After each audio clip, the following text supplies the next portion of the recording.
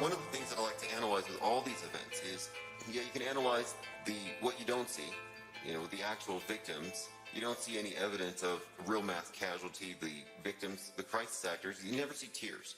I haven't seen a single tear yet. Nobody cried, nobody died at any of these events.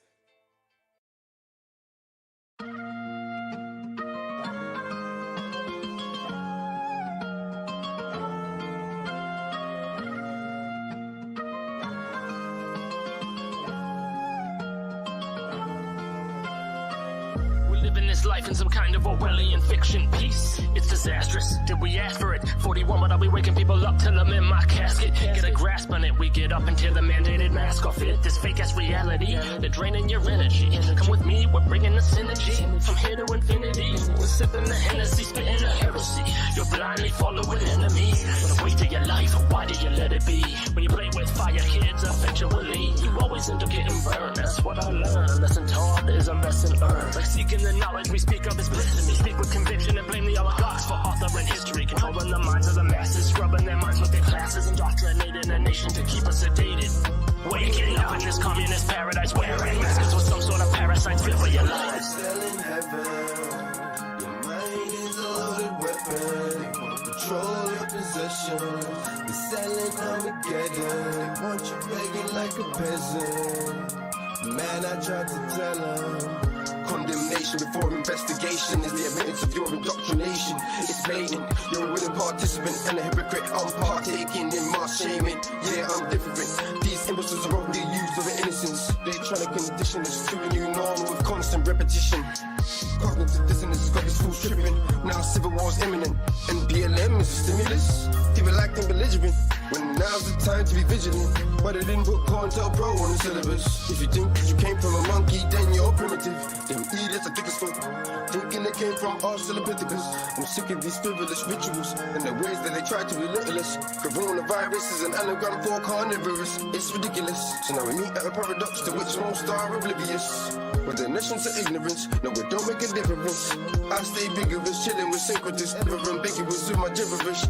There's no such thing as a coincidence. This place is so magnificent. The possibilities are infinite. I'm just an insolent immigrant, freeing my mind from imprisonment, using my voice as a blunt instrument. These 808s are so militant. Now I've got myself in a predicament. I tell myself I'll be so hesitant. I strive for excellence, immune to the pestilence. I'm a perfectionist, show proper etiquette, or I'll give you a taste of your own medicine. Big bro's omnipotent. Big bro don't give a shit. Big bro's omnipotent. Big bro don't give a shit. Big bro's omnipotent. Big bro don't give a shit. Big bro's omnipotent. Big bro don't give a shit.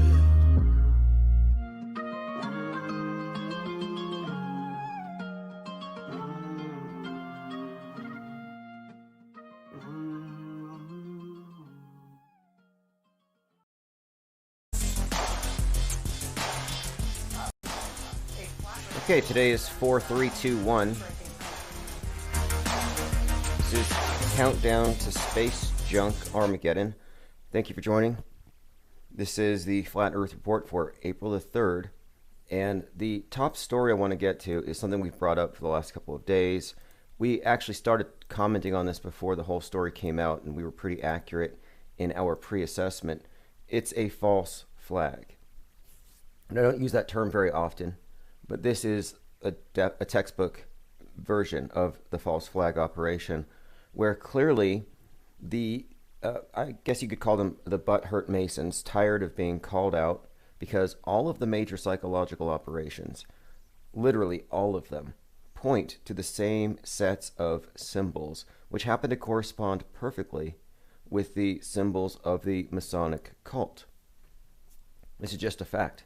We demonstrate this again and again, which we will do again today, because every day is just more of the same, and it's the patterns that we're pointing out. And it seems like people who are recognizing patterns are in the crosshairs of Big Brother. So, top story, Flat Earth Arsonist is a false flag.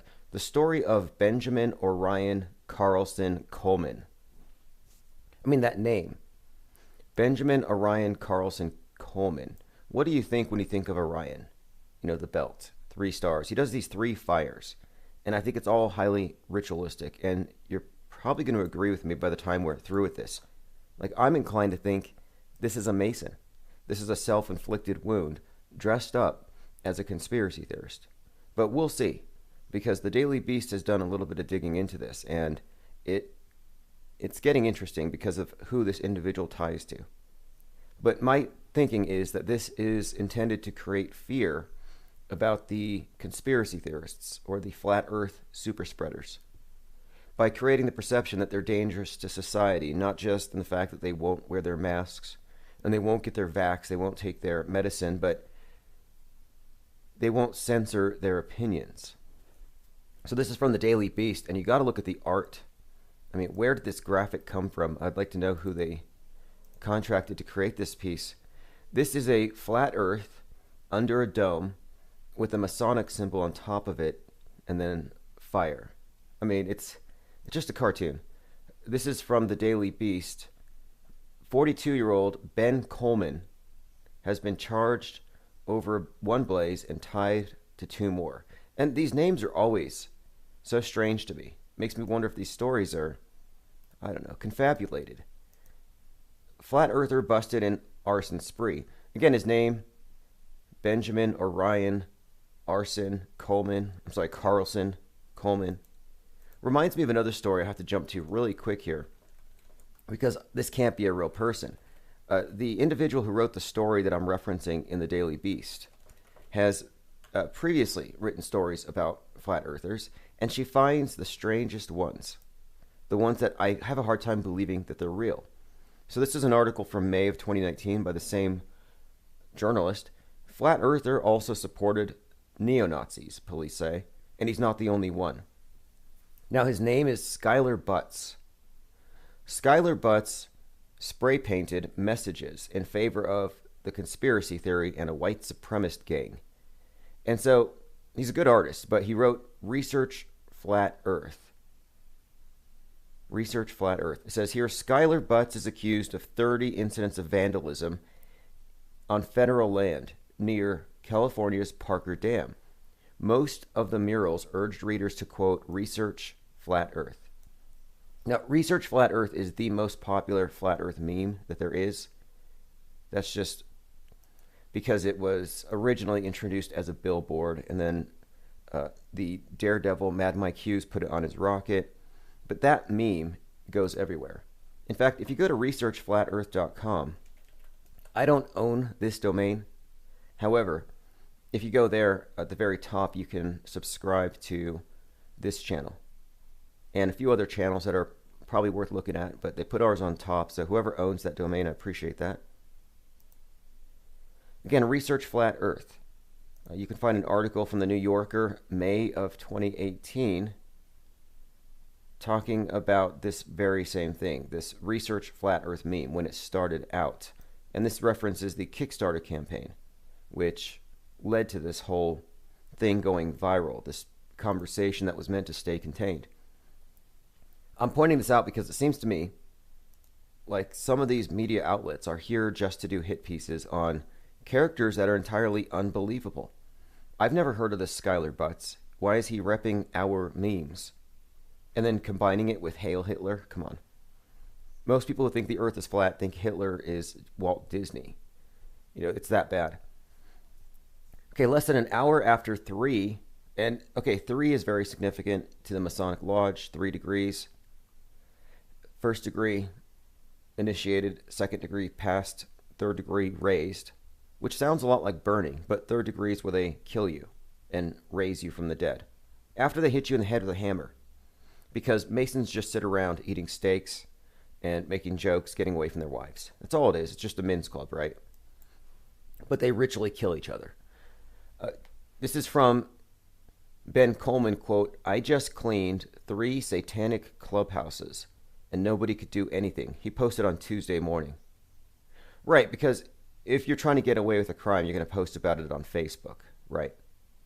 Coleman, 42, has been charged with arson.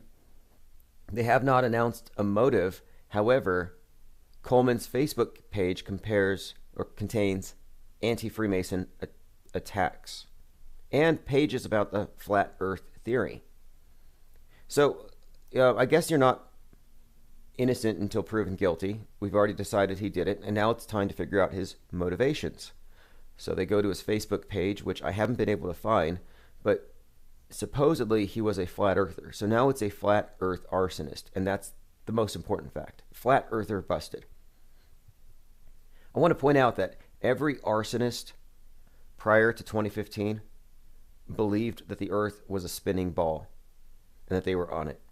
Like most crimes, most murders, all serial killers, all wars have been started by believers in the ball. Like if you want to say, oh, obviously they're crazy, they think the earth is flat. It's like, well, look, the majority of crazy people, every serial killer, Jack the Ripper, Jeffrey Dahmer, Ted Bundy, all these psychos, they're on your side. They're on the establishment side of media and science. So this idea that you can guilt by association us just for looking at ideas, not going to work. It says this incident would not be the first time in recent years that a flat earther attempted to burn down a Masonic lodge. Flat earthers believe that the planet is shaped like a disc, and malevolent figures are trying to trick people that they live on a globe. Now, here's where it gets tied into what they usually tie it into. It says here, the Freemasons were persecuted by Nazis, and they've linked Freemasonry to a Jewish Masonic plot. So, Daily Beast calls Mark Sargent, quote, a prominent flat earther who does not advocate arson. And he told the Daily Beast that Freemasons have attracted flat earthers' attention. Quote, a large section of flat earth members are grounded in the general conspiracy world. I feel bad for the Masons because they are the most public of the secret societies. And that's Mark Sargent. Now let's get back to the fires. So Coleman bragged about setting these fires on his Facebook account, and it says his page included his attacks on Freemasons and had a post from a flat earth meme page that implied that a small fraternal organization controls the world's tech companies and that they want to harm people with vaccines. He's also friends with Mark Parhar, a Canadian flat earther.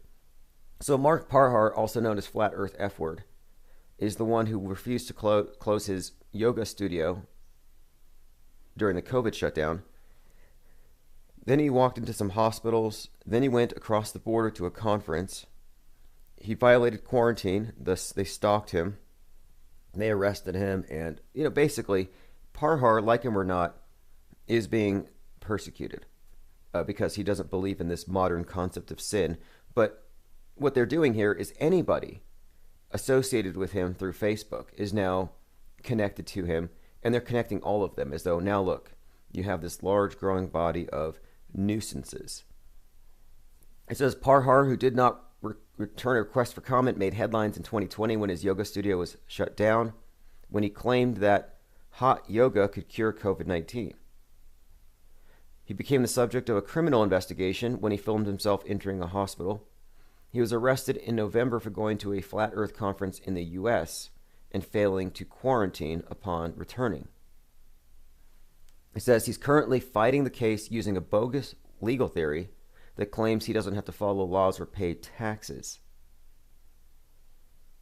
Okay, so I'm moving forward a little bit to the actual fires, but I just wanted to bring all this up. This is the Daily Beast covering it, and the Daily Beast hates flat earth. They really do. They have a hate affair with the whole topic. Now listen to this here too. This is somewhat prescient. When a flat earther refused to concede, all hell broke loose. She wrote an article. This is Kelly Whale from Daily Beast. She wrote an article before the riots describing how Trump and his flat earth followers are going to create a problem, basically. And she predicted the riots here. She said, this is where Trump is headed. It says here, nearly 2 months after the election, not conceding his loss. You're headed into the cliffs that guard the flat earth. It says, no modern president has refused to concede an election, but his tactics are not without precedent. So she goes back to 1873 to a governor in Texas who barricaded himself in his office. And the main thing about him is that he was a flat earther. And in order to pull him out of the office, it required a large mob and a massive brawl and a fist fight. in order to physically remove him from the place. So she wrote this piece back in December about these flat earthers clinging to power and what a mess. It says here, he threatened to raise a 4,000-man army to defend his throne, and he called upon the courts to be abolished. And this isn't ancient history, but this is a flat earth governor contesting an election, and it took a violent riot to pull him out of the office. So who knows? Maybe they helped write the script for that unbelievable performance art piece on 1/6. All right, let me go through the rest of these. That's the main point of interest here, is that has to be a false flag operation to scapegoat people who notice patterns in the fake news. I'm also not ruling out that these fires are ritualistic. 3 fires. The guy's name is Orion and Coleman. Arson is in his name. There's something here. Also, I want to point out this to all the Masons out there. If you're mad about this association between your fraternity and world-controlling conspiracies, well, A, stop the conspiracies, or B, figure it out who's doing this and putting Masonic symbols all over all of this stuff. I mean, they're acting like there's no there, which there is. Okay, next, let's talk about the asteroids for a moment, because this is another hoax. And if you've been listening to this channel, this is all going to make perfect sense. You're going to see how they're probably going to do what I think they're going to do. If you look at the title of today's live stream, I actually put here 4, 3, 2, 1, countdown to space junk Armageddon. So I've pointed out that asteroids are a hoax to pre-program all of mankind with fear of the outer limits, fear of what's beyond our collective understanding, what our experts are claimed to be able to know. So I happen to believe that asteroids is just an updated version of icebergs, another nonsensical myth used to curtail the desire for outer exploration. Oh, you could go out there, uncharted waters, but you'll get hit by some random giant rock. Go out there into space. Private space travel, nah, this is going to be, well, big rocks. I mean, asteroids are a very important component in the modern mind. It's part of like space junk too. These are all props. These are all props that more or less maintain the status quo. Like, oh, we can't escape without them because they have the ability to knock these rocks out of our path. It's really obvious now too, and you'll see as we go through these articles that the public accepts this and they're ramping it up. They're preparing us for something. The sky is going to fall. So it's noteworthy to me that Leonardo DiCaprio is in an iceberg movie, which you know, and an asteroid movie. So the Titanic 1997 and Don't Look Up, which just came out. So both of these disaster comedies use the same actor because it's an archetypal fear. So if you can just correlate the rocket like Starship going to Mars with the Titanic going to wherever. So they're going through the abyss. They're going through the area where now they're vulnerable and they're isolated. The Titanic gets hit by a big chunk of ice. There's some kind of an analogy here by using the same actor. So the association of the iceberg with Leonardo DiCaprio is now being applied. It's being transitioned to this Don't Look Up film. So Don't Look Up, Jennifer Lawrence, Leonardo DiCaprio, 2 low-level astronomers attempting via a media tour to warn mankind about an asteroid that will hit the Earth. Now, I call this whole thing NASA does with the constantly telling us that rocks are falling. I'm like, this is the Chicken Little story. And it really is. The sky is falling, global warming, asteroids. Even, I mean, look, these are all stories that are meant just to keep you, I believe, programmed into fearing what's beyond, what's out there, what's beyond your limits, beyond the parameters that have been set for you. So I've made this connection recently because there have been a number of high-profile stories involving objects falling from the sky. Space junk over Queensland, space junk over Seattle, plane parts landing on homes in ways reminiscent of movies about plane parts falling on homes. Stuff falling from the sky is the new COVID. There's a movie on NBC. It's a TV series called Debris. Every piece holds the power to change our world.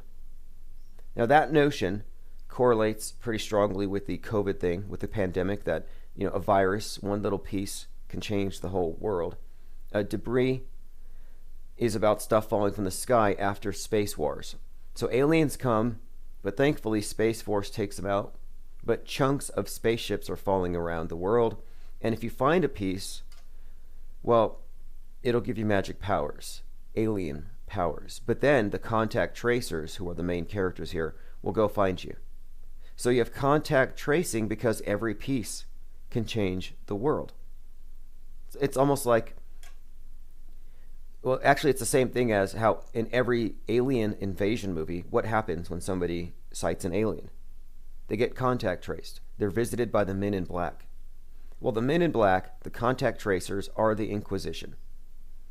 The contact tracers are there to maintain complete control over the virus.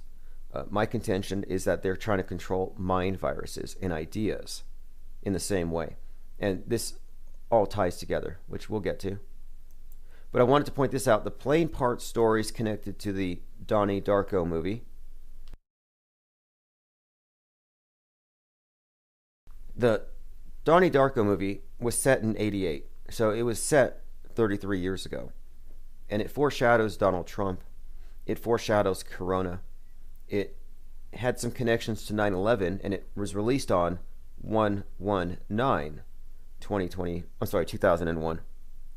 And the theme in general, plane parts falling on a house, and the house is the house of Donnie Darko, who's a sleepwalker, who has a very scary companion who follows him around in his lucid dreams, named Frank, who's this skull-faced man in a bunny suit. Well, the plane parts that fell in Colorado a couple months ago landed on a street that I kind of think is a call back, or it's a reference to Nightmare on Elm Street. So the plane parts fell on, I want to get the name of the street written correct here, because I believe it was Elmwood.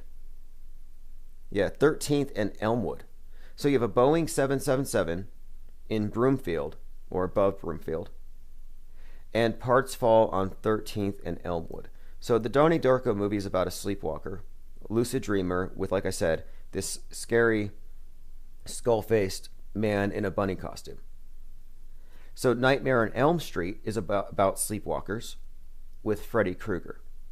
The number 13 has everything to do with death and resurrection, which is the primary theme of Donnie Darko, and also time. Time and death, these concepts are all part of that movie. So I'm saying that these are not coincidences, and that they're tying that movie in with what I believe is the next 9/11 event. And there are intricate ways in which that movie ties into 9/11, what we call predictive programming. What I'm saying here is that the Donnie Darko movie has a lot of predictive programming, and this movie Debris, Don't Look Up, these are all part of the same agenda. And these aren't the only movies. Like I said, stuff falling from the sky is the new COVID. What's it for? Conditioning. They're normalizing space junk. So this is from Futurism. Man finds exploded piece of starship 5 miles from the launch site. See, if a piece of a rocket landed in my front yard, I would be suing. But this is all just part of the propaganda. It says SpaceX's 4th full-scale Starship prototype launched and smashed into the ground. You couldn't see this one because of the fog. I also want to reiterate here that the mass media has been connecting science fiction with reality for such a long time that people don't know the difference. So if you look at the Starship, in fact, Elon Musk has even tweeted that this, quote, simulation had a hard time making it look real because it looks so fake.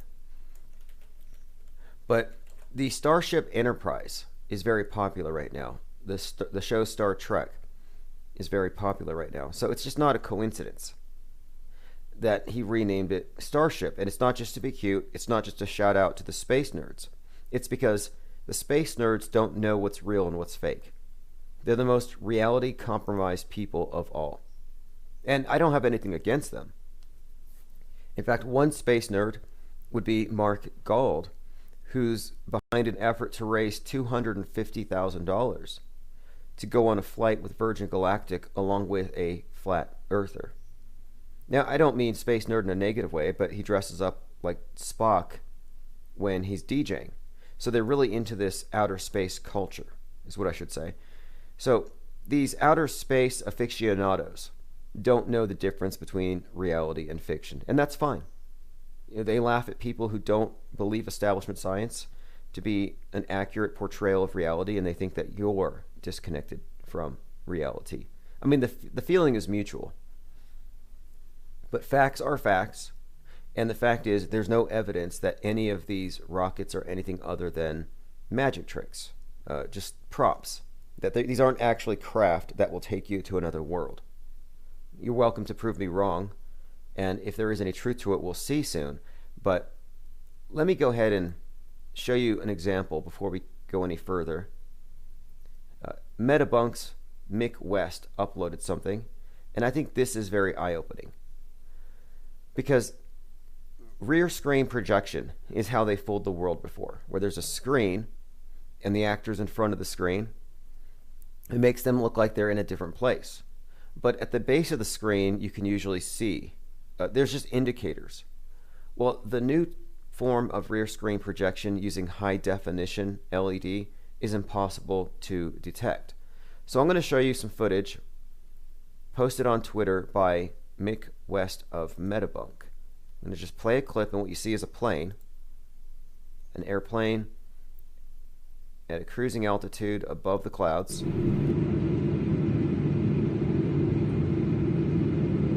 Now, after you watch the plane move for just a moment, the camera moves back and you see that he's recording a plane wing on his computer monitor. And he's recording it through a piece of glass. And the audio is coming from the speakers. So you cannot tell. It's a perfect illusion. You literally cannot tell. You would be lying if you had known right off the front, oh, that's fake. There's no way you could tell. It's flawless. Mick says, fake videos like this one are often shared in low resolution to hide the flaws. I shot this in 4K. What he's doing right now is he's debunking many UFO sightings. And I'm wondering, how can you be so on point with debunking and deconstructing fake UFO sightings, but you believe everything from NASA? Like, the same level of scrutiny would unravel these things. Okay, so anyway, a piece of this rocket supposedly lands in this guy's yard. And I find this to be very unbelievable. This has never happened before. Space junk has never been seen before. And if you listen to this channel, we've commented on this for a couple of years. Like, when are they going to bring the space junk? Well, now it's coming. And it's more frequent now.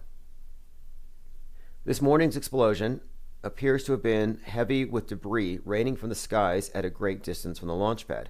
Case in point, a spectator recovered a piece of debris from a lost rocket 5 miles from where it launched.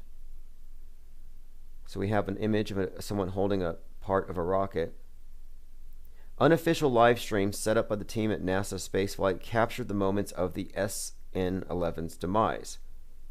It sent debris and sprays of dirt.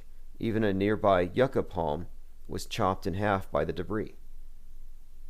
So this is all new. I haven't seen this. I don't know how it builds. Like, I didn't see this coming. They're getting ready to go to Mars, and now every single rocket blows up. Like, how is this supposed to build confidence in ticket holders? Like, it's Russian roulette at this point. But as far as we know, every chamber is loaded. All right, so Star Trek's revival is not coincidentally tied in right now with this agenda to send everyone to, well, Mars and the moon. We're going multi-planetary. But for months, I've correlated this Skyfall agenda with the movies and the fake news and all the news about asteroids. And something else, asteroid sightings are up, I believe, 3,000%.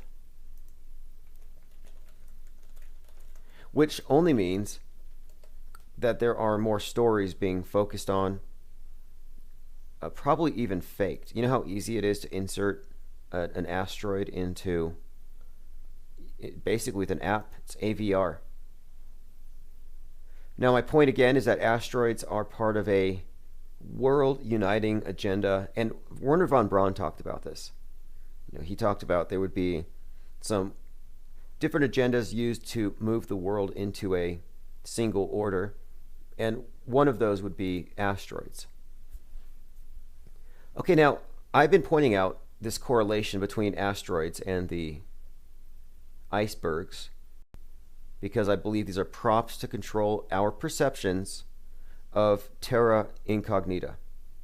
The area we don't know is now a minefield. I think that's the real purpose to it. I think a lot of what we see in the media is to remind us that there are things to be afraid of. So now listen to this. This just came out yesterday because I thought I was the only person correlating the Titanic with asteroids. But listen to this. This is from irishtimes.com. Was space weather the cause of the Titanic's disaster? So the argument is that the ship's impact with an iceberg may have had something to do with space weather. Now, space weather is something that they have also just recently introduced. It says disturbances can enhance the solar wind that interact with the magnetosphere, which has consequences for navigation.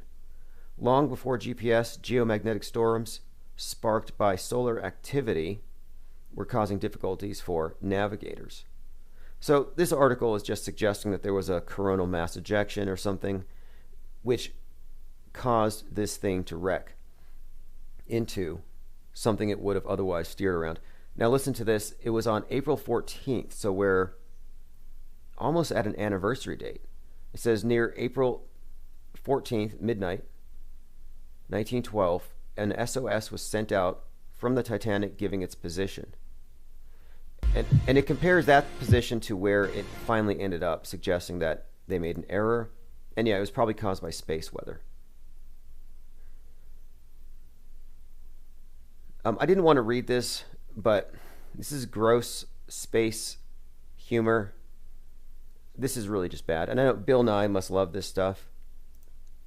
Neil deGrasse Tyson. I almost don't want to read these headlines. I don't want to read these headlines, to be honest, but I kind of have to because I'm explaining what we're told is science is really just a horrible, bad joke. And we're constantly describing how much of it is symbolism. It's just fertility rites. It's astrotheology. I almost wish someone else could read this for me.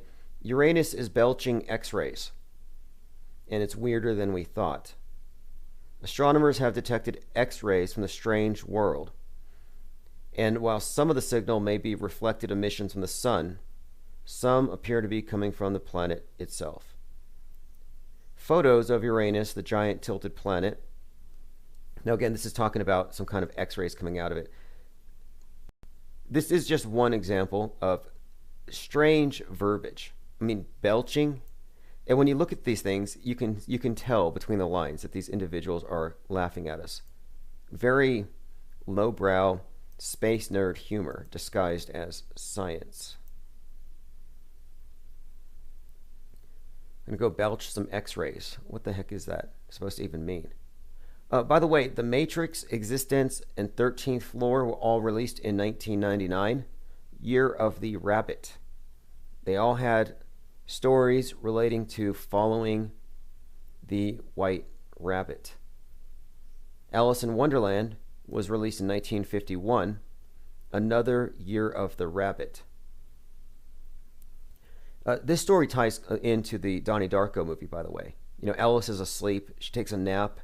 She's dreaming when she goes to Wonderland. The rabbit with the clock is also part of Donnie Darko, where he's in a dream and the guy in the rabbit costume tells him you have this much time left. You're running out of time. And the number 13's association with death and time is also a big part of this Alice in Wonderland thing. Time itself, time control. Let me go through some comments here. If you have anything to add, I'll go ahead and read your comments, or if you want to call in.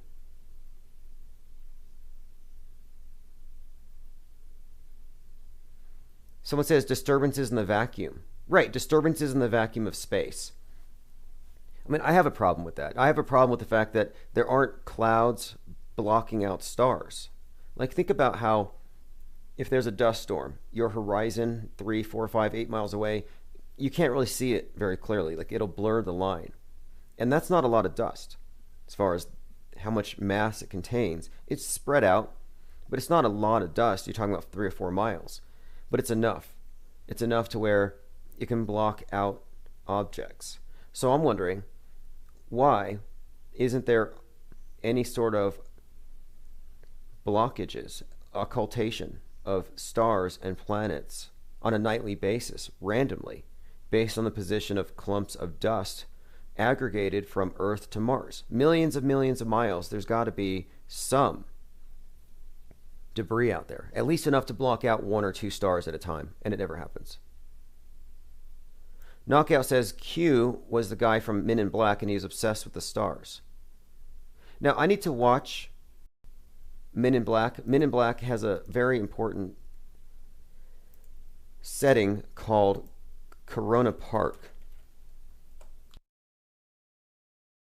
Flushing Meadows, Corona Park. And the significance here is a couple things. One, this is kind of, well, here we go. This is from Men in Black. This is another example of what I was talking about, how the Men in Black idea of contact tracing has been connected to aliens for some time, and it correlates with the virus. Like, the alien invasion is treated the same way that a virus invasion is treated. You find the source and you trace them. So Corona Park is where Tommy Lee Jones and Will Smith meet up. Flushing Meadows Corona Park, it's a public park in New York located in northern Queens. Now, the significance here is that the very first UFO ever reported, the first crash, was Roswell 1947, and in Roswell it landed in Corona Field. So you have this correlation between an alien invasion and Corona. And last year, Corona was the big thing, and the vaccine was released by Putin, and it was called Sputnik, which is kind of interesting. More space virus connection there. And there's a few things about that movie. There's a movie that came out the same day called Sputnik, where, and this is just kind of, I would suggest this is more examples of how the news media is perfectly connected with the entertainment and politics. So Putin releases a vaccine called Sputnik last August, and on the day it's released, a movie called Sputnik comes out. Now, the movie is about a virus that's actually an alien, and when you catch it, it takes over and forms a symbiotic relationship, takes up residence in your esophagus, but it leaves at night and it hunts, and it basically prefers to harvest the fear of humans. It's a real disturbing story, more demon than alien. But again, the correlation here has been made between the invasion, the invader of the Earth being, well, possibly a virus, but they've correlated these things, the virus with an actual scary humanoid alien. And one more thing on this point. So last year, there was a comet called C19, or Comet 2019, or Atlas. Now, this is all very significant because the timing of it. This shows up around the time that COVID starts making its appearance, and it's basically breaking up more or less. Giant ice cube. It says the interstellar comet has arrived in time for the holidays. So the correlation here, of course, is COVID-19, and then you have a comet, C19, and then you have 19 hijackers 19 years before. So what is the correlation here? Well, the comet called C19, COVID-19, 19 hijackers. There's a pattern for sure. So a couple of other things. It's called Atlas. Well, Atlas, in the book Atlas Shrugged, he drops the ball and the world goes dark. So if you read Atlas Shrugged, and you might have enough time before Space Junk Armageddon, if you make it to the end, the main characters plunge the world into darkness. They shut everything down. So I find it really interesting that this C19 comet passes. It's called Atlas. Kind of breaks apart, like Atlas shrugging, and then the world goes dark because of COVID. Listen to this. Did COVID-19 come from space? Few have probably noticed throughout the world that this column is refrained from acknowledging the ongoing COVID-19 pandemic. The reason why is that this column is reserved for astronomy and space exploration, and thus the current pandemic is irrelevant in that regard. But what if this is not the case? Is there a connection between the cosmos and plagues and highly infectious diseases? So there was some correlations made early on. It says a few scientists today believe that COVID came from space. The accepted source location is Chinese city of Wuhan, but this is from before it was cemented into the news. But it says, for now, the comments are presumed innocent. But it does say here that, quote, some believed it was linked. It was linked from debris from the comet that came from an observed fireball meteor that landed in Wuhan on 11 October 2019. So they have made that connection before. C19 caused COVID-19. Atlas Shrugged. If you just got here, go to infiniteplainsociety.com if you want to subscribe. And also, I do put the notes, so anything that we're talking about, you can find the direct links. The top story has been the Flat Earth Arsonist, 100% false flag operation. I don't believe it's real. The individual is probably an insider. It's a self-inflicted wound, and it doesn't change the fact that the Masons have Masonic symbolism to account for all over the place when it comes to these dramatic events. Boulder, Colorado. Explain to us, Masons, why it was store number 33 with 33 union workers. Why did they bring the shooter of Boulder, Colorado out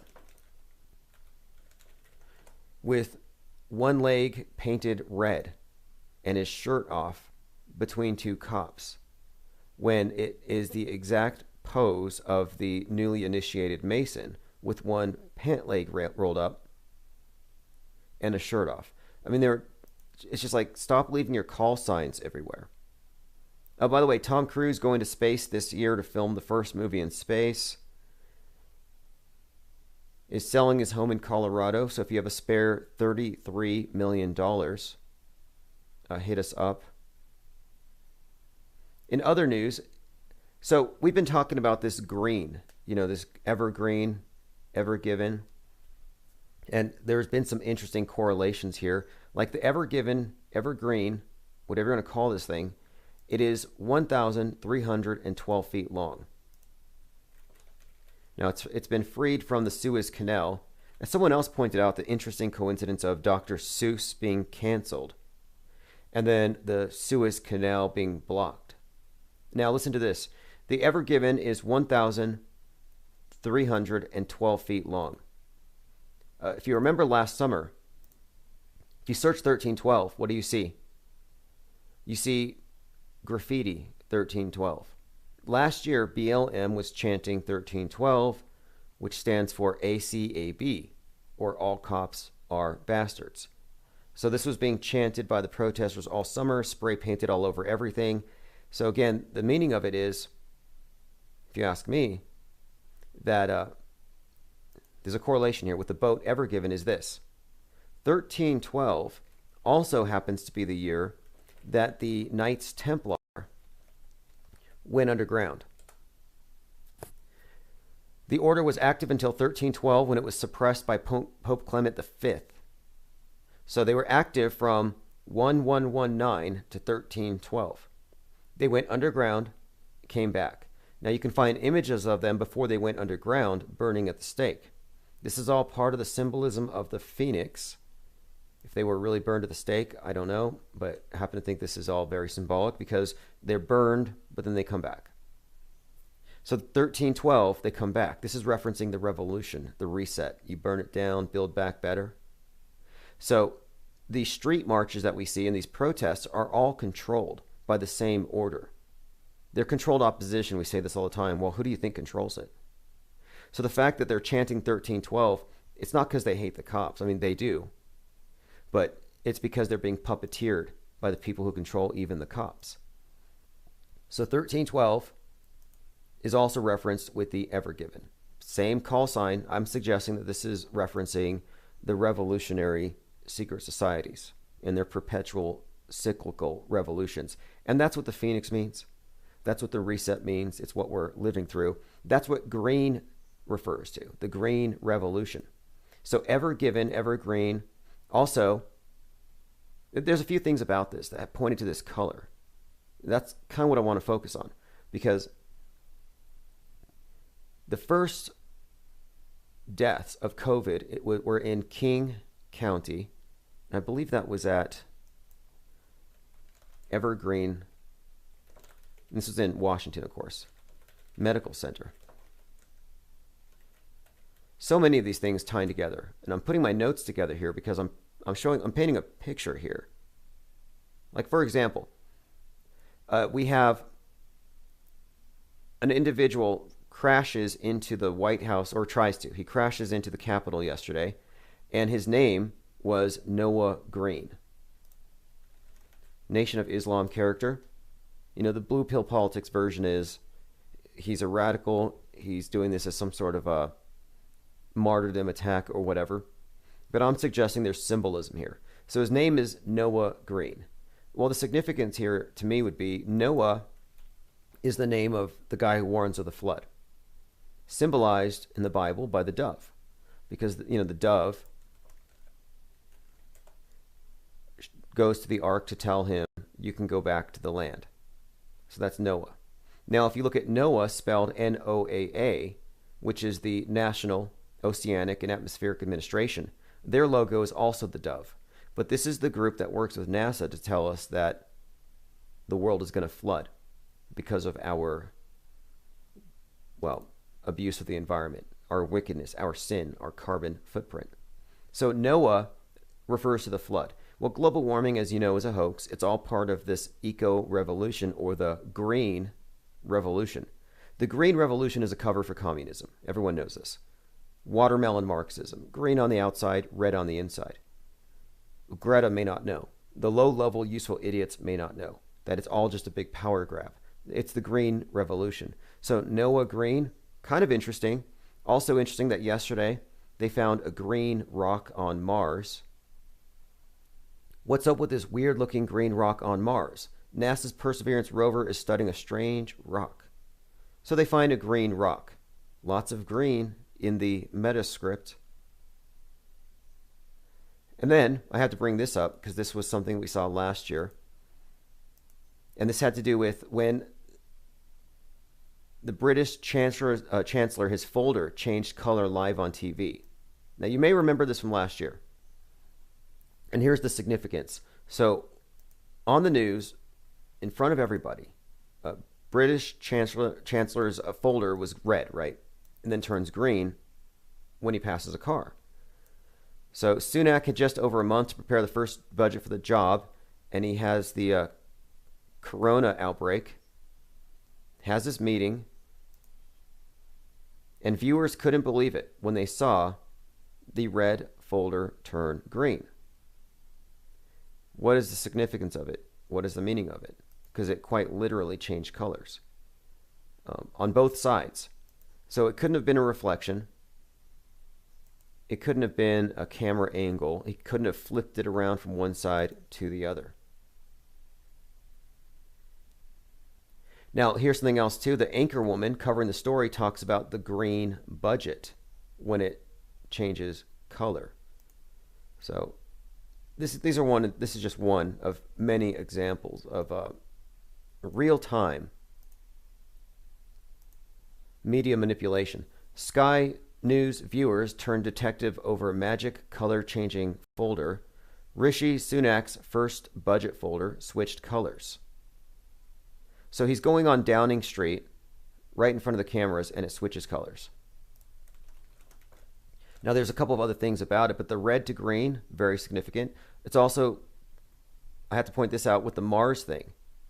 Well, Mars is the red planet, but what do they want to do with the red planet?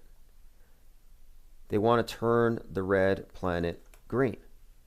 They want to green Mars. Now, here's the thing. It was a 33 billion euro plan. When he comes out with his magic suitcase, they're talking about a plan that involves 33. Again, 33 billion euros. Not a coincidence. The number 33 has to do with order out of chaos. That's the motto of the 33rd degree, and it's the reset formula. You create the chaos, you bring about the order. New UK economic plans, 33 billion euros to save jobs. Again, this is all the eco-revolution. Speaking of the Capitol crash, I didn't spend too much time on it, but we do have a couple of witnesses that show that there's no blood, and the body is clearly some type of a dangling dummy. Totally staged. The arms and the legs are dangling off the stretcher. Suspect was shot. Here's a clip from Fox News where obviously this is a staged operation. A commenter here says, with my 12 years of experience as a paramedic and a registered nurse, and I see this a lot, the paramedics and RNs see through this stuff before anybody. That's not how you do CPR. It looks rubber.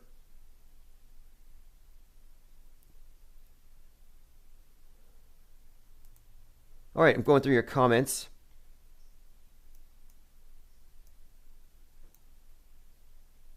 A comment says, do you take Skype calls? Yes, I do take Skype calls. If you want to call in via Skype, I will put a link in the chat.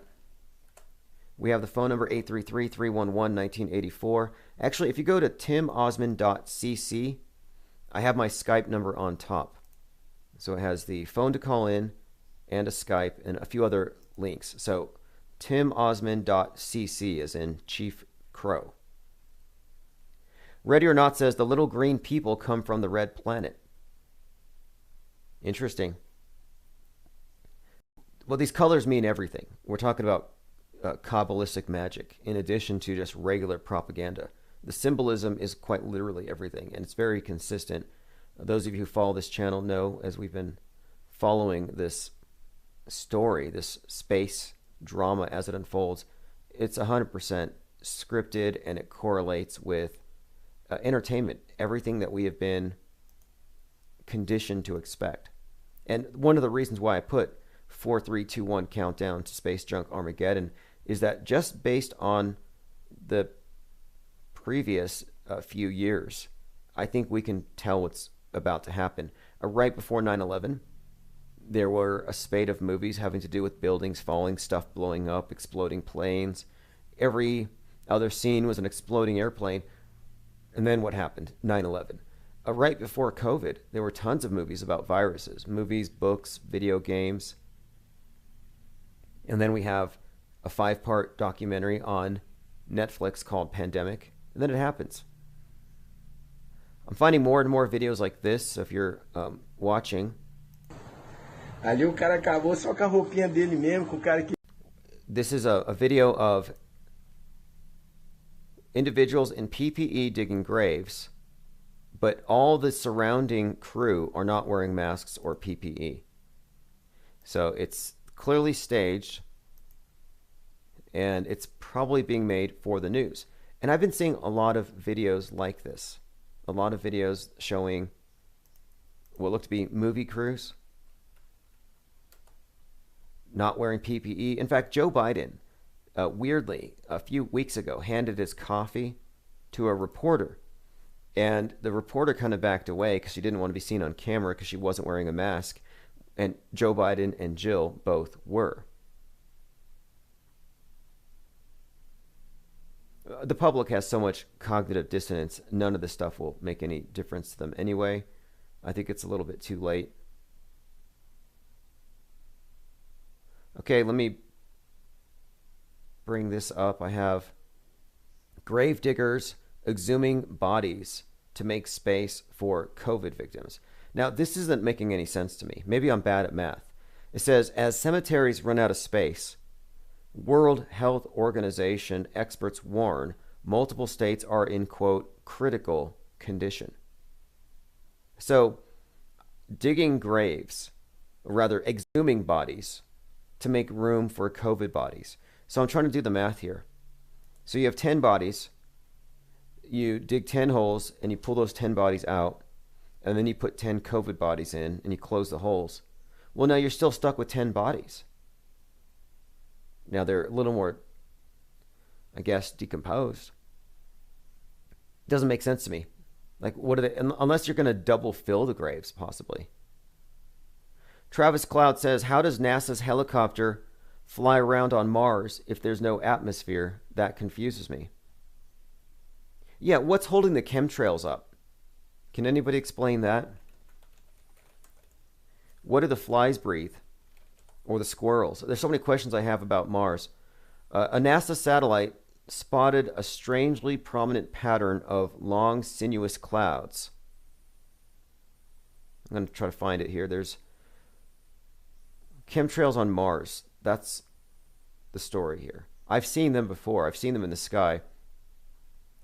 Their explanation is that they have a weaker gravity. Probably their atmosphere is a little less dense, but it's all Looney Tunes at this point.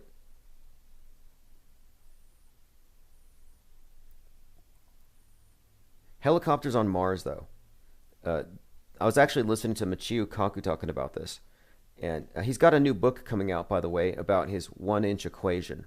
Fascinating stuff. But it's because the rover is so much more limited compared to what a helicopter can do. And Boston Dynamics was talked about in this conversation, how they can use robot dogs and helicopters to do things that we can't do. Which makes me wonder, it's like, well, they can put off human exploration for a few more years. And by that time, the CGI will be so good, people are going to think that we're terraforming Mars with robots. N. Welsh 84 says, wouldn't there be mandatory cremation for the deceased? Interesting point there. Early on in the COVID outbreak, they were claiming that Iran was doing mass burnings and China was because they couldn't bury them fast enough. All lies, all fake. The idea that the skies are turning black because the crematoriums are overworked, all lies. Crematories use afterburners, so there is no black smoke. But the idea that you would burn them, no, not at all. In fact, this is something too. I called this out, and the WHO must be listening to this channel.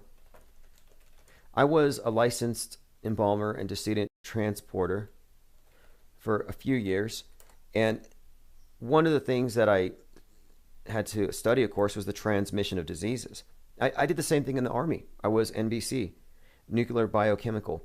And we were taught about this stuff. And everything that I'm seeing today is wrong.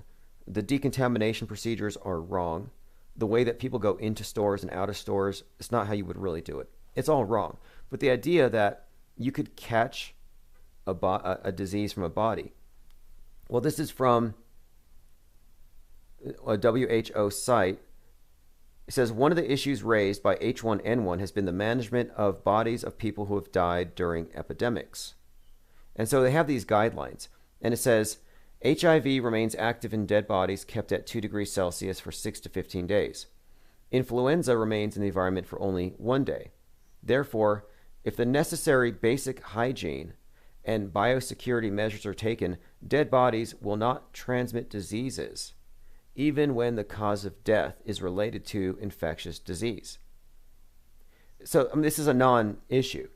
You're not going to catch it. However, this idea that people were dying by catching the disease from COVID, well, it turned up to happen in the news. They were reporting on it. They were saying people are catching it. But listen to this. Dead bodies do not pose health risk in epidemics. Dead bodies do not cause epidemics. 2013. Funerals.org. Dead bodies and disease, the danger that does not exist. So prior to 2020, it was known that you don't have any risk. But now, even though it says there's no evidence that corpses pose a risk of epidemic after a natural disaster, this doesn't stop the media from spreading that fear and the idea that they have this overwhelming, growing pile of bodies all around, that they have to fill up these freezer trucks, they got to dig mass graves. All lies, quite literally. And the hospitals were empty. That's not even a secret. The hospitals were empty. It's one of the things that caused a lot of people to snap out of this trance and to recognize it was all just a power grab. The ocean levels are not rising. Rocks are not falling from the sky. And they completely bamboozled the world. I mean, this was a global psyop. Very successful. Travis says, I read that in Sao Paulo, they were excavating graves to make room for COVID deaths. Like we're running out of space. Totally fake, like I said. And there was some investigation in this direction by Project Veritas, and they were calling funeral homes, they were calling funeral directors, and finding that no, there's no influx of patients, of bodies. You know, there's that story, speaking of stuff falling from the sky, where an asteroid had fallen into a guy's house, and he sold it for $2.2 million. So he's a coffin maker. And this is the part that struck me as strange. A few things. This is from November. A 33-year-old coffin maker in Indonesia became an instant millionaire by selling a 2.2 kilogram rock that fell through his roof. And I'm just like, wait a minute. This guy's 33. This asteroid fell through his roof, and now he's rich. And he needed the money. Right? And I'm like, wait, why did you need the money? Why did you need this type of financial assistance from the heavens or whatever? You know, what in the world does a coffin maker during a pandemic need all this money for? Like, wouldn't he have money? Why was he starving? Why was he in need and praying for money? You're in a pandemic. He should have been running out of coffins. That kind of struck me as a little bit off. But no, there is no spike. There's no surge in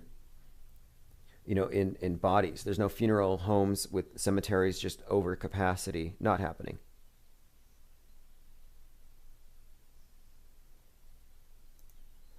So the Skype number, if you want to call in, I have a couple of different numbers, but let me give you the Skype. The phone number is 833-311-1984.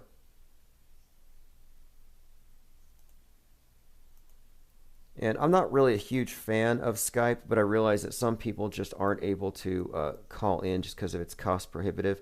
So I'm going to put the link in the chat. There's my username.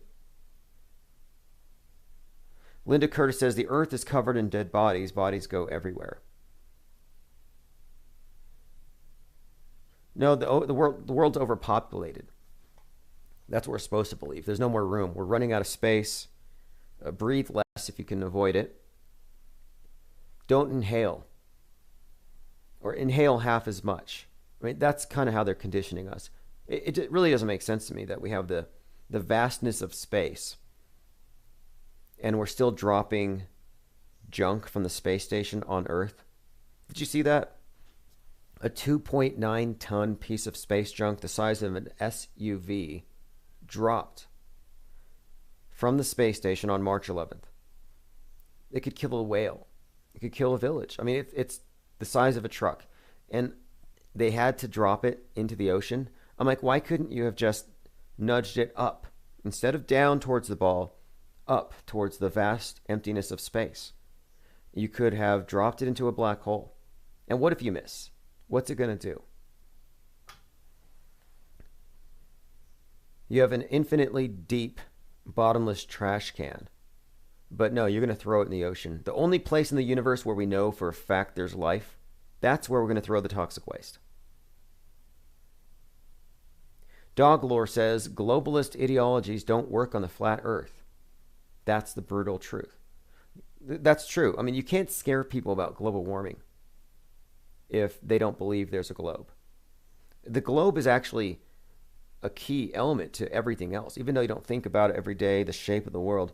The meaning of it is that if they can restrict the amount of land, they've put you onto a game board. This is Westworld. This is the Hunger Games. The Hunger Games is the world that they control, the paradigm. And you can see it in their movies. Westworld and Hunger Games in particular have these constant scenes where the elite are gathered around a circle. And that circle represents our world that they control. You saw the same thing with Jason and the Argonauts and Clash of the Titans. The gods have their game board. Entertainment is a weapon of war in this sense. I believe that this is a protracted mind war that's never going to end. And as such, I think that entertainment is like their main weapon. You know, they don't want to kill you. They're not trying to agitate you to go kill others. I actually think that what we're seeing, more or less, is a... Hey, what's up, caller? Can you hear me okay? Okay, hey, caller, go ahead and speak up once more. I think we have... Hello? Okay, we're good to go. You can hear me? Yeah, there's a bit of a delay. Yeah. If there's a bit of a delay, listen on Skype and then just mute your YouTube channel or something. That should fix it. Yeah. All right, cool. So what topic are you calling about? Well, I was trying to call since you were mentioning that Masonic thing and everything related to it. And you were talking about the correlations in language. And I think that language itself is the building block of the prison, let's say. I consider it a fog, but in their own language, they call it a sea, right? Like we're lost at sea.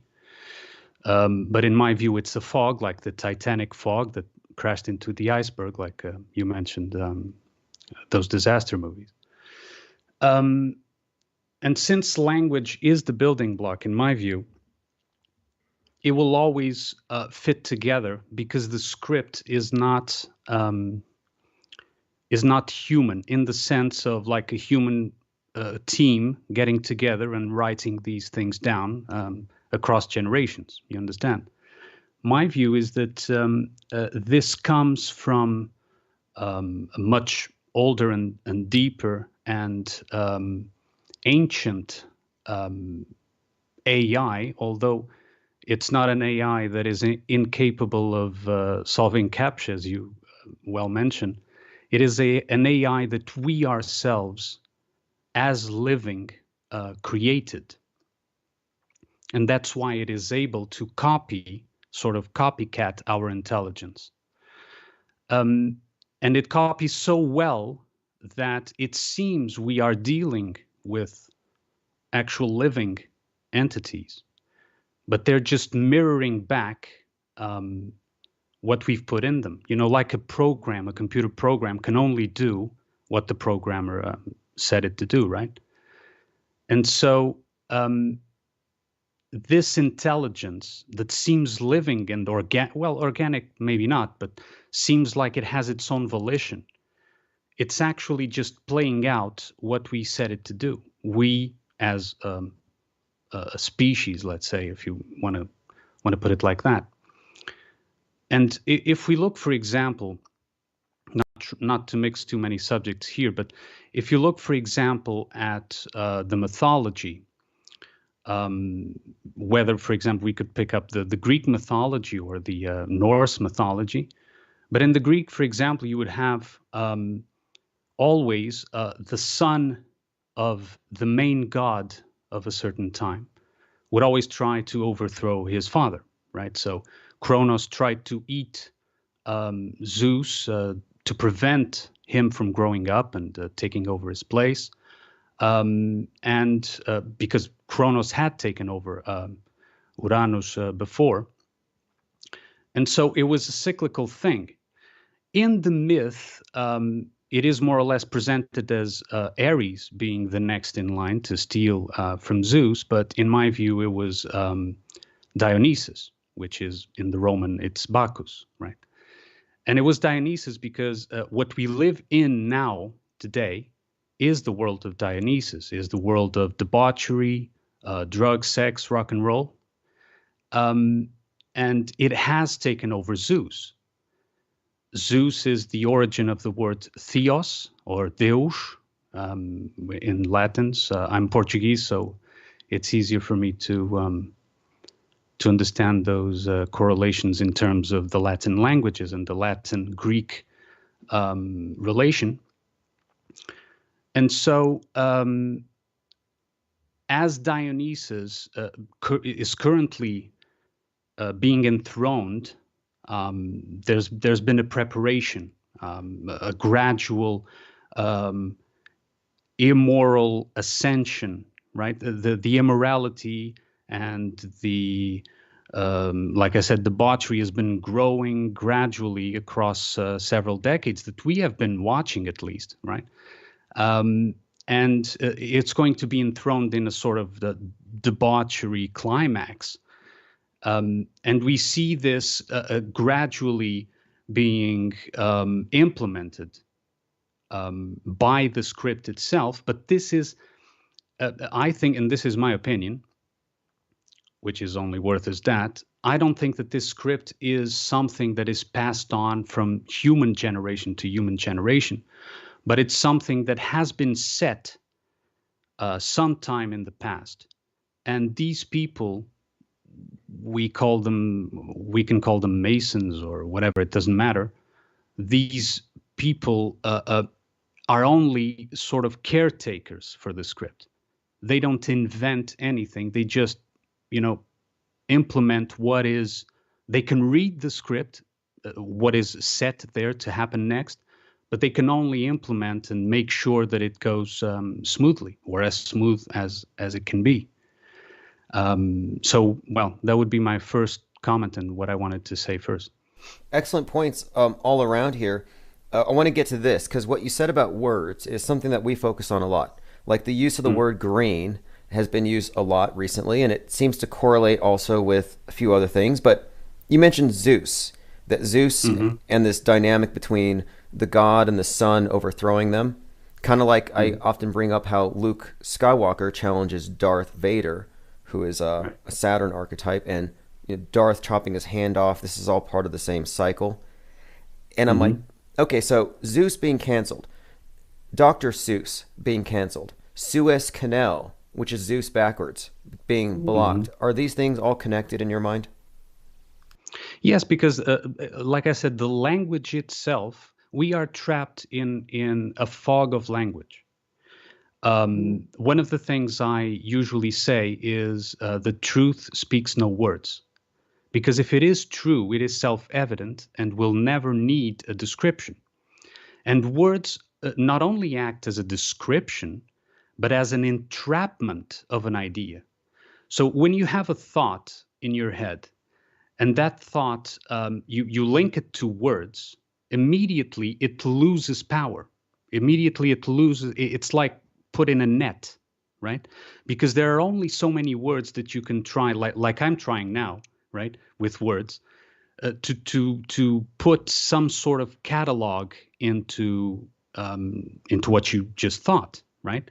And often it happens that you have a thought and you can't explain it to someone else. Run me through what you thought about again, and you go on and talk for half an hour, and you still can't really touch exactly what you thought, right? Because I am expecting from you as a listener that you describe in words, because it's what we were told or what we were given, right? And especially in these languages, English language is very problematic in that sense, because it is what has become the programming language, the lingua franca of the world. And so of course, that when they are going to present the triggers for the script to get something going on, another stage or whatever it is, deep inside our minds, because our minds also have this AI embedded into it. We're sort of they sort of have this, or attempt to have this, parasitic attachment to us as living entities.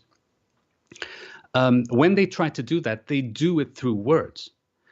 And if one looks, for example, if you would say that the main distinction between a dark magic ritual and a light magic, I don't like the word, but white magic, whatever you want to call it, is the difference is that one will use words. The dark magic will use words because it tries to communicate with that parasitic programming, and the other one will not. The other one is a direct access to life. And you've often, like I said before, when you have a thought and you try to explain, I am sure that you have often had moments where you have a sudden realization, right? Something comes into your mind and you suddenly know. It's not something that you suspect or that you guess, but something that you know. You have direct access to information.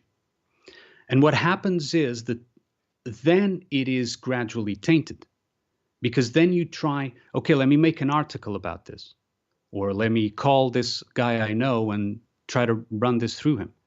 And it degrades until it reaches a point where what you originally realized is sort of lost in the translation into words, right? And so they use that as well, but in reverse.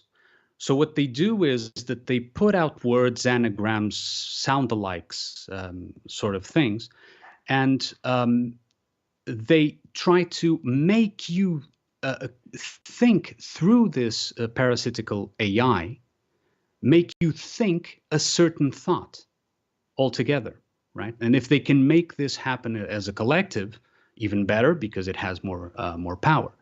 You see, they can't actually kill, harm, or do anything to the living. They can't, they do not have this power. But they do, the only thing that they can do is convince the living to kill, harm each other or themselves. You understand? And it is through this language is essential to do this. And it is not by chance that these were the same people. The priests, whether it's on one hand or, on one civilization or another, it doesn't matter, or one society type or another, the priests were always the literate. They were always the ones who knew how to read. Even clergy, the word clergy comes from knowing how to read. So these priests will always try to make people read things this way or that way, or to learn language this way or that way, or even change language, so that this spell casting sort of thing is made possible. Yes, 100%. The scribes are the writers of the metascript, and I see the media as the distorters, the ones who take the truth and they use words and symbols and storytelling and narrative to put the believers, the ones who listen to it and trust it, into a simulation.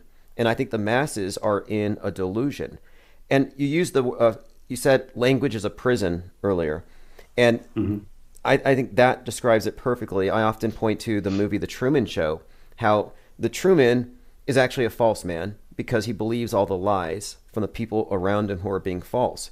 But once he starts ignoring the lies and following what he can see to be self-evident, then he becomes a true man and he escapes. But the words are what held him in. It wasn't bars. They weren't physically confining him. It was all in his head.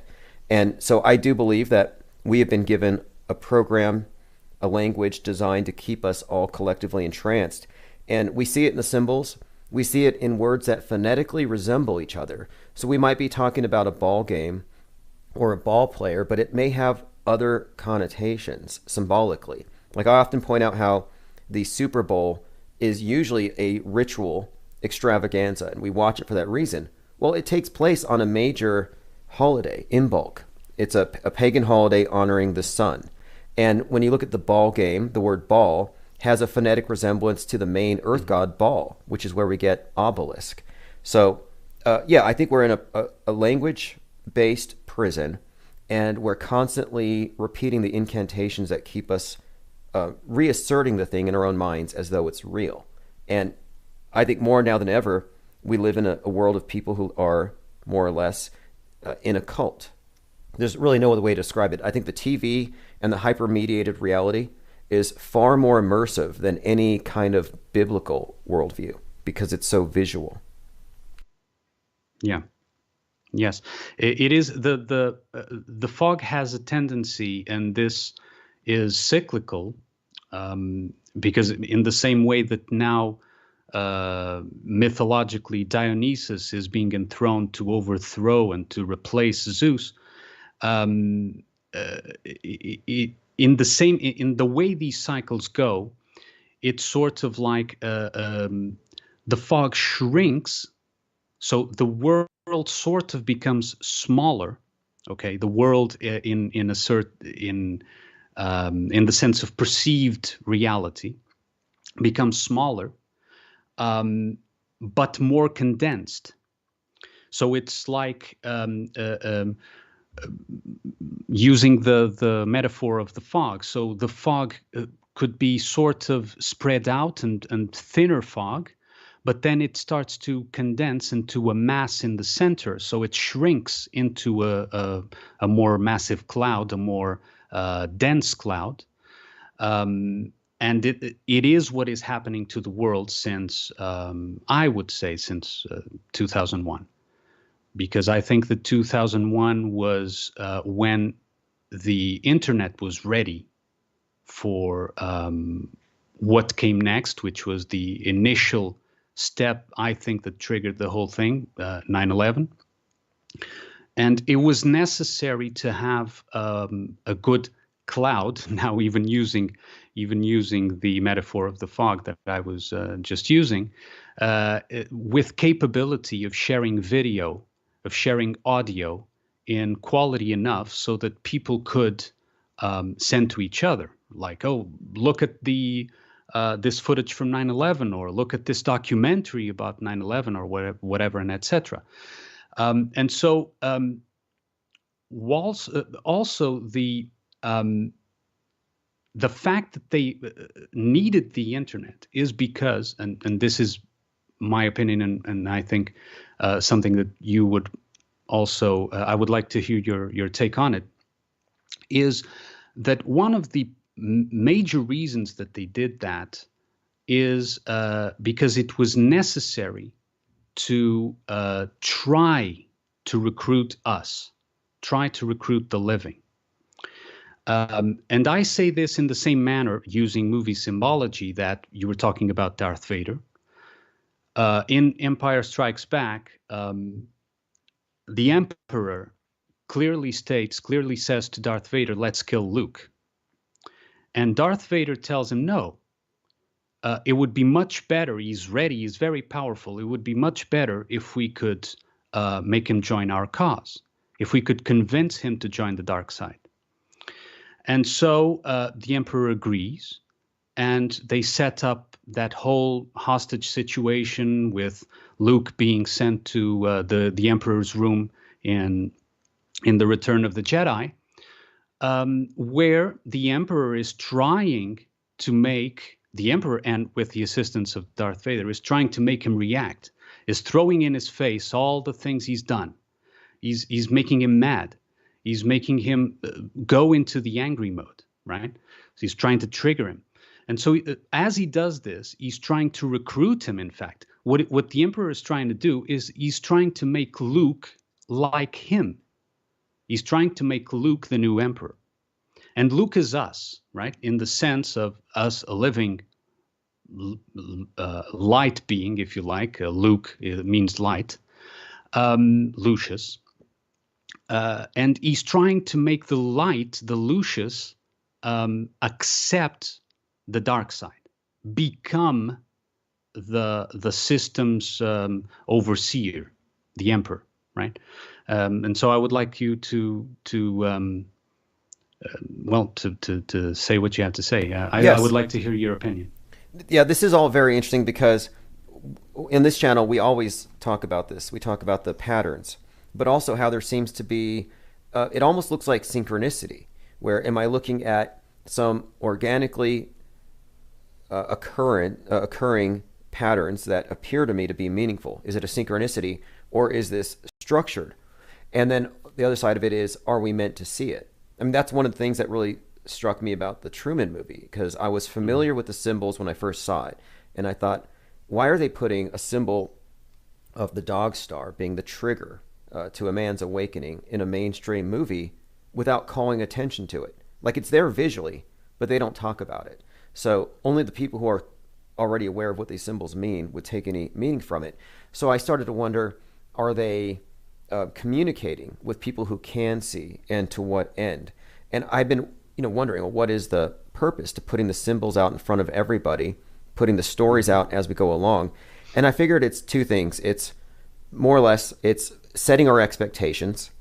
And then two, I think it's taking advantage of our own co-creative capabilities. Like, I think that we're all collectively on some level manifesting this thing, but a small group has hijacked our collective will, for lack of a better term. If you define your will as your own intentional efforts to modify or create your own world, well, they've hijacked that. And I think they've done so through movies, through film, through ideology, and through words, by shaping our values. So I think it's all worldview shaping. And I think if there is anything at all to this concept of magic, or of man being somehow responsible for the creation or the unfolding of events, then it's been not taken from us, but it's being used. Ours is being used. I think that humanity is kind of like Matrix batteries. I think that's a fair description. Yeah, I would just add to that the creation that we do, and only the living can create. This is very important. They have to convince us to create in a certain way. That is the purpose of convincing us to accept the dark side. Let's say. One important aspect is that when creation is done in an unbalanced way, or unbalanced isn't the right word. To use words to explain this is hard, and but let's use unbalanced, and then you try to translate your own way. When creation is done in an unbalanced way, it leaves behind a sort of, or it co-creates, besides the end result that you wanted to create, or that you thought you wanted to create. It also creates a sort of mirror image, a sort of residue, because it was unbalanced, that it was a product of it being unbalanced, it being created not as an entire thing, as a whole thing. So I would call it a shadow, using psychological language, but that doesn't mean necessarily that it is the best word to describe, or a mirror image, if you like, a mirror reflection. And then if one looks, for example, the current god that is being enthroned, Dionysus, in a way, this is particularly, this shadow is particularly anti-Christian, for example. And it is anti-Christian because it always rebels against its creator. So the creator of the current Dionysus shadow was Christianity. And that's why they, without much reason, or at least irrationally, they seem to hate Christianity now more than any other religion or society type. And I think that what happened was that, and this is just my opinion, that Christian societies were able to affect negatively their parasitic way of life for a certain period of time.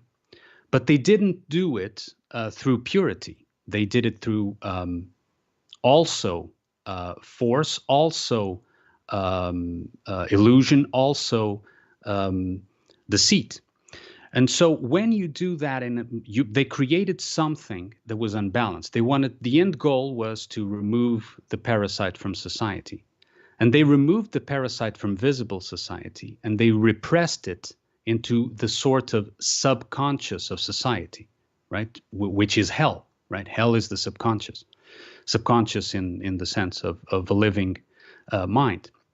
And subconscious is where the sewers, like the rejected materials, the things that we don't like about ourselves, go. And so the shadow emerges back from the sewer, back from hell, to torment its creator. It's like the Frankenstein monster, right? Dr. Frankenstein created this monster, rejected it, and the monster makes it his sole purpose in life to haunt Dr. Frankenstein, to kill everything he loves, everyone he loves, to destroy everything until finally he gives in. And he sees him humiliated, defeated, actually in the North Pole. That's where the novel ends, but that's beside the point. So in my view, for example, this current God shadow thing, I identify it as mythical Dionysus, but it is just a name. It doesn't matter. It stems from Christianity, and that's why it hates Christianity, right? And if we look at it that way, we can identify where certain egregores, if you like, were created by seeing what they hate. And so they always will hate their creator. You understand? So this is what I would add to what you said. Okay, so right now we're talking about this new age, the enthronement of Dionysus, and the concept of a new age. It has this astrological component. People are talking, you have the precession of the equinoxes, but in the New Age movement, they also talk about, for example, the age of Horus, or that's how the Thelemites would describe it. That the previous deity, Osiris, the crucified and dying, resurrecting Savior, is being replaced by Horus, who's associated with Mars. But that Horus is like a child. And this is how they describe him, that he's an androgen, a child, and that he's rebelling against the ways of the old. So I find it interesting today that we have these youth revolutions, led by like Greta Thunberg, which is a world revolution. Even David Hogg representing the youth with that wing of it. But it seems like what we have here is the youth are basically saying we can do away with the old, we can kill the old gods. And that's kind of the stage as it's been set, I think.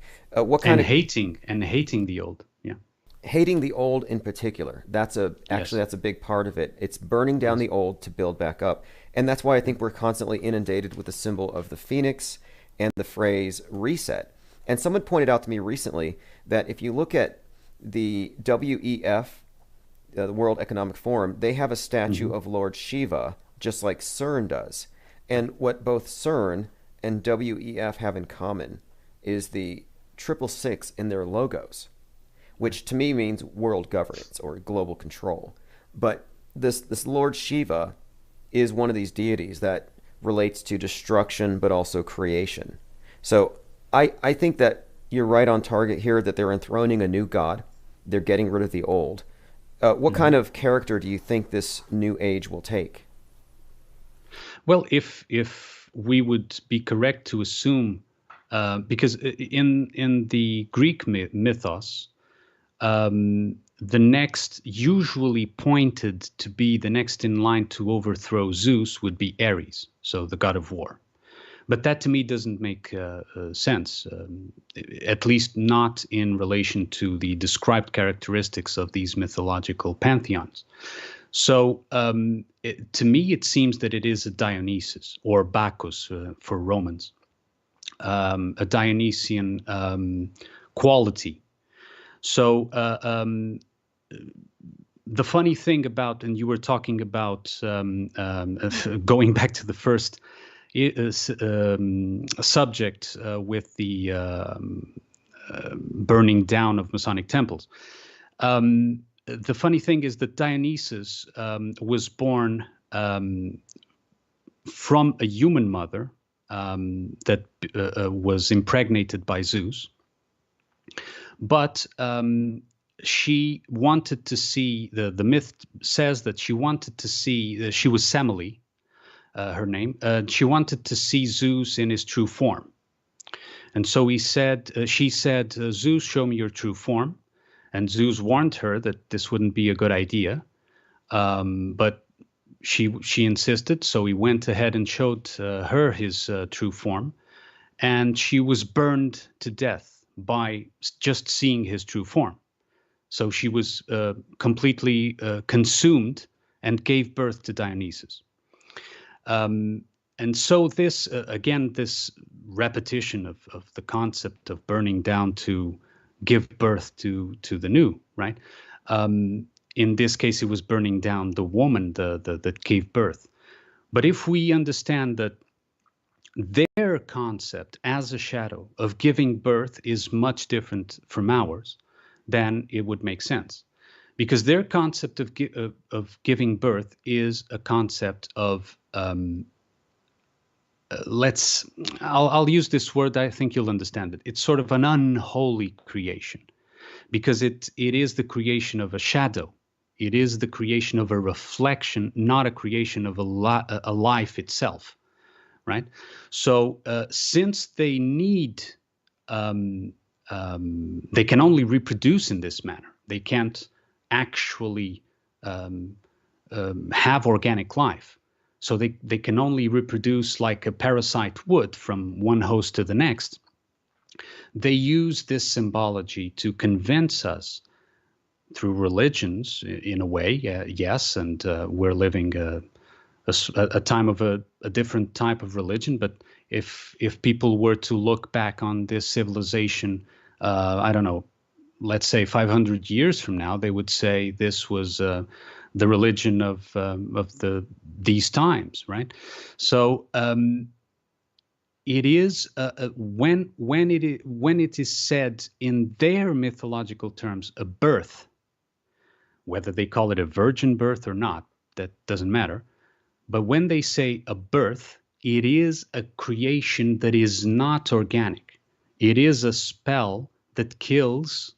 It has to consume something else, some other life, to be to come forward, to come to the fore. It demands a sacrifice of actual life. You understand? Like possession, in a way, or exactly. Yes. Okay, so this New Age concept, when we get into the origins of NASA, you find these interesting characters, like at the parsonage, Jack Parsons, L. Ron Hubbard, and a number of other science fiction writers and occultists got together, and they believed that they were going to bring about the New Age by incarnating the spirit of the Antichrist. But it wasn't as they described it, and the actress that participated in this, Marjorie Cameron, said she wasn't giving birth to a physical baby, but that they were birthing the spirit that would envelop the times going forward, the zeitgeist, more or less, and that people would then embody that by choice. And it kind of looks like they succeeded. What do you think? Yes, exactly. And she, as you see nowadays in society, the woman, the role or the idea of the woman has been consumed, has been burned down.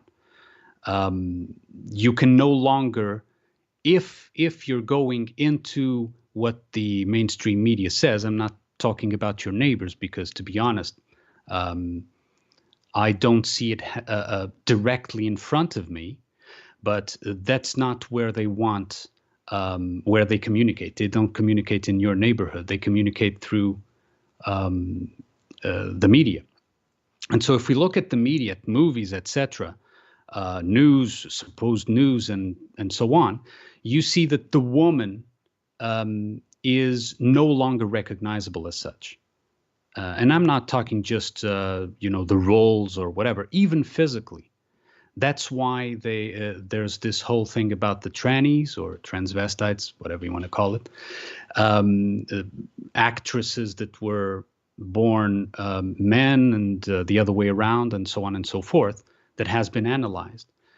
It is to do that. It is to make sure that that is where the sacrifice comes from. You see, the woman gave birth, but then can no longer continue to exist. It demands its life force, or her life force, to bring forward this Rosemary's Baby, right?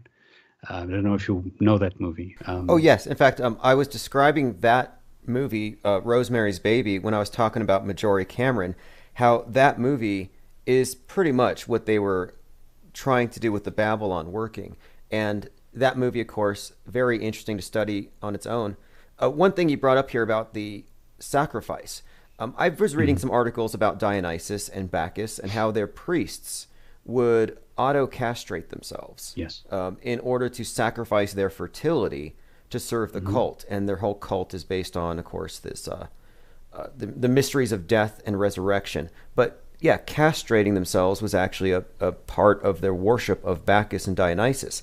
And the characteristics of the New Age, as it was described to me by the Thelemites, would be the death of the god and the introduction of the androgen that is taking part of both masculine and feminine. And so I do think that the use of genders politically is one thing, but when it comes to movies and symbolism, I think they have been conditioning us to distance us from the old binary. Yes. They need that's there's one particular phrase I really dislike about these New Age sort of movements, which is the phrase "we are all one." And I really dislike, because I see what it is, the spell that it is. And you even see in symbology of making the two one, like the Twin Towers. You've mentioned this the other day, where they, I think it was when you talked in one of the lives, you talked about 2001, right? Yes. And you were talking about making the two one, the two towers correlation.